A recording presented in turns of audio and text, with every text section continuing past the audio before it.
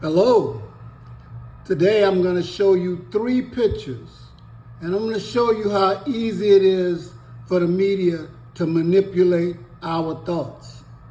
Now, you know, ever since we came to this country, there have been Caucasian kids suckling at the breasts of our foremothers, our ancestors. Who knows, maybe just a century ago, taking care of their children when they were too busy to take care of them themselves, cleaning their houses, and doing all the things that parents should do, but when they have a lot of money, and especially when you have the genes of black folks, you want to get them the best that money can buy and the best that this life has to offer.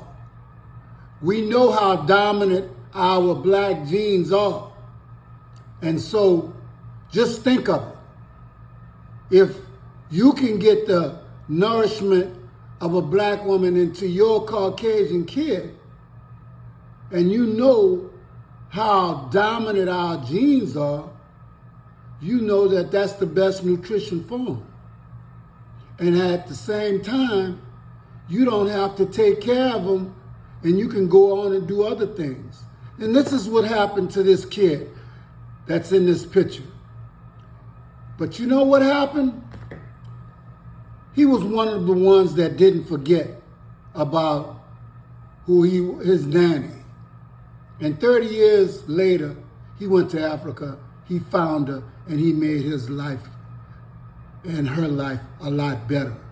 His, because he was missing something all those years when she had to leave and go take care of 6 siblings, in Africa. Hard times. In fact, when she first looked at him, she didn't even recognize him. But he wouldn't quit. And this is the payback for being there when his own parents weren't there.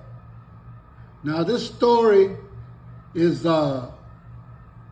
on YouTube and all over, but it said reunites with his nanny after 30 years and giving her something shocking that changes her life forever.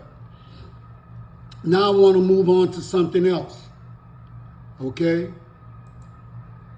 This is a picture of a young lady, a young, black, beautiful sister, my sister, our community sister, who gave 100% on a floor exercise and got a 14, I believe is what she said. And when everybody else on her team was getting medals, all of a sudden, for her, they didn't have a medal. And the first thing I said when I saw this yesterday, it was those mother, and then I stopped and I listened to the whole thing. Now, people think that if you do good after you've done something bad, that you can make up for it. And that's especially true with Caucasians, okay? And I'm not, just trying to single out, but I'm just telling you the truth. How do you think this little girl felt giving her all, and all her teammates were white, and they got medals, and she's the only one that didn't?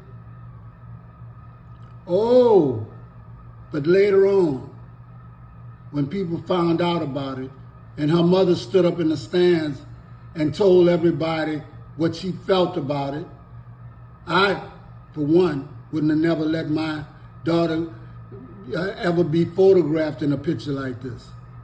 You're not going to humiliate her and then have her relive it anytime she wants to on social media and all over the world? Hell no. But that was her parents, and I can only talk about things from my point of view, okay? And one of the things from my point of view is, you did that to my little sister, And that's where I'm going to leave it. Now, what wound up happening was one of her idols, Jasmine, I don't want to get her last name wrong, but her first name starts with Jasmine. She's a famous gymnast. And she heard about it. She went online along with this young lady's mother's friend, and their videos went viral. And so you know what happens when videos go viral of things like this happening. Well, Jasmine sent her a sequin uniform with a name on it. And then some days later, the lady who was over the whole show showed up with a medal. And that's fine, but does it really make up for what you did and humiliated her and how she felt? But you made her stronger, because she also offered her a chance to train with her company. And that little girl stood up and told her, I have options now. And I'd have to think about what's the best course of action for me. And she thanked her for the opportunity to be able to train with her, but she knew she had her idol who was going to be training her, and so she told that lady that she had other options. Now, let's move on to something real life. This is real life for a lot of us. You know, a policeman striking a black lady, you know, defenseless lady in front of her 10-year-old son. You see, this is the true America sometimes, you understand? And so a lot of people don't want that. But in this particular photo, this guy does this, but he doesn't realize that the deputy chief is black. In fact, he is her husband. And now, let me tell you something. This is what happens. You see, her husband has to make a decision between the family and the blue code that the police have, that you do not turn on your brother, whether he's white or black. But you know, that is just a facade, because I know how black policemen are treated when they first get there, and I know the hell that man went through to become the chief of deputy chief. But you know, he can't go out there and act the way he wants, because knowing most of us, he put his hands on my wife, I'm going to lay hands on him. I didn't watch the whole video, because once I saw this, I said, let's do a media play. Let's do something that people play us in our community all the time. They show us a portion of something, and then they write the script to fit whatever story they want to tell you to make you feel less than. Okay? I want people to feel like it was their mother that policeman struck. You see, because if that would have been a white lady and that was a black policeman, oh, it wouldn't have been no questions of what happened. They'd be talking about lynching him.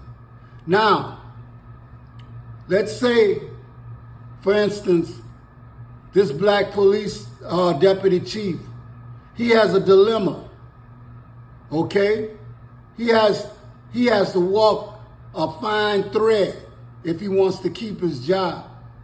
And then also he has to walk a fine thread if he wants to keep his woman. Now just think of that. Because so many of us black folks want to sit on the side. We want to sit on the bench when we see bad things happen to other people. Oh, but this is his wife. Oh no.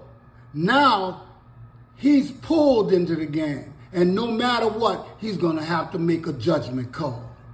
You know what? I don't even care which call he makes, because guess what? They just pulled you into the fight that our black community does and has every day of the week. Too Far Enterprises.